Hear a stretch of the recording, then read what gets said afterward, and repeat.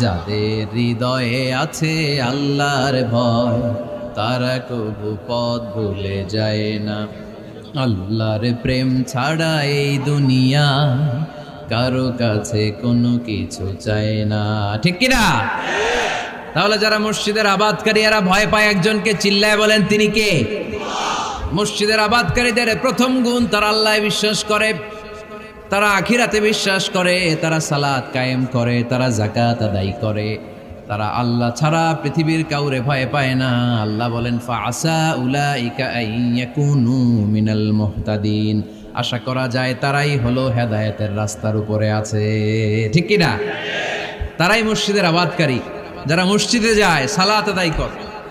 এখন মসজিদের আবাদকারী আপনি হতে চান, আপনি মসজিদে যান না, আপনি আবাদকারী হতে পারবেন? মসজিদের অনেক সভাপতি আছে মসজিদে যায় না, আছে না নাই? মৌলভী